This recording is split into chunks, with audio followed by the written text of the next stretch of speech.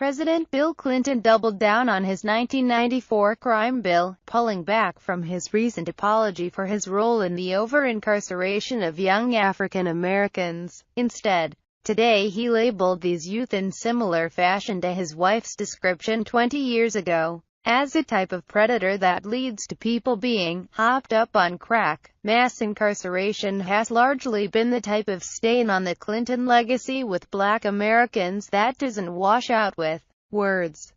Clinton's bill has left in its wake a trail of devastated African American families cut off from loved ones that have served sentences for nonviolent drug offenses that were decades too long for former President Bill Clinton to now insinuate that Black Lives Matter protesters are defending murderers and gang leaders is offensive to a people that have been through so much due to his legislative actions. Yet, here we stand in 2016 hearing the same rhetoric espoused to create the crime bill, now being used to justify its abhorrent results. Whereas in 1996 Hillary Clinton called young black super predators, that is now replaced with Bill Clinton saying, "I don't know how you would characterize the gang leaders who got 13-year-old kids hopped up on crack and sent them out into the street to murder other African American children. Maybe you thought they were good citizens." Hillary Clinton's statements calling inner-city black youth super predators who must be brought to heel was a line of thought built to create unfounded paranoia about urban youth back in the 1990s. This super predator myth that was debunked long ago is now revived by President Bill Clinton in 2016, recycling the same racial stereotypes. Bill Clinton's attempt to blame African American politicians for the crime bill he championed to prove he could be tougher on crime than the Republicans as part of his New Democrat strategy is historically inaccurate. President Clinton, this is your legacy, own it as you do the economic gains Hillary Clinton has touted throughout her campaign. While African American politicians facing communities devastated by the results of Reaganomics and the crack epidemic were desperate to deal with violent crime leading to their support of many tough-on-crime measures. They did not foresee the results of your policies being that large parts of their communities would be placed in prison and stripped of welfare. Today there are more African American men incarcerated in the U.S. than the total prison populations in India, Argentina, Canada, Lebanon, Japan, Germany, Finland, Israel and England combined. These 9 countries in total represent over 1.5 billion people. In contrast, there are only 18.5 million black males in the United States, counting children. 2016-04-08-146077473-chart2.jpg. So what do the Hillary Clinton supporters say now when the mistakes of 20 years ago rush forward, not as a page that has been turned, but rather as a core part of the Clinton ideology on blacks in the ghetto? As a producer of the documentary Freeway Crack in the System, I have seen firsthand how the criminal justice system worked during the crack era. It wasn't unbiased, nor was it fair. It definitely wasn't as simplistic as it was described by President Clinton today. It was actually loaded with agendas and economics in ways many who were targeted could never imagine. The epicenter of the incarceration era Clinton referenced in his statement above roots itself in the crack cocaine epidemic and mandatory sentencing laws that followed. Yet, to truly look at the era of mass incarceration, we must dig deeper than Gary Webb's accusations in Dark Alliance, the expose that brought to light the CIA's involvement in cocaine trafficking. Only by looking at the United States of America with honest eyes, being cognizant of cycles of actions, can we see Gary's tangled web for its true light.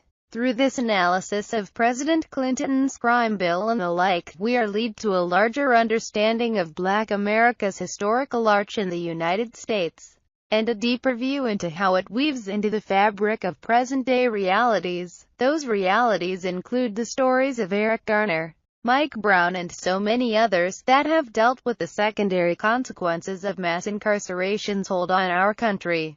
Over the course of 3 years, myself and several other producers took on the task of delving into the war on drugs and Iran-Contra scandal as we created the film Freeway Crack in the System. Crack in the System was an in-depth detail into how our nation followed this path toward the incarceration of so many in such a short period of time. As a former prosecutor, I have seen the system up close and understand its impact on lives. In this film, we journeyed from the epicenter of the crack epidemic in south-central Los Angeles to the Nicaraguan city that started the domino effect that led to America's cocaine explosion. The connection between the two cities was an administration headed by President Ronald Reagan that, with one hand, turned a blind eye to Nicaraguan drug suppliers trafficking large-scale cocaine in the United States, and with the other reformed the American incarceration landscape with the implementation of harsh crack cocaine sentencing for American citizens who bought and sold some of the same drugs far down the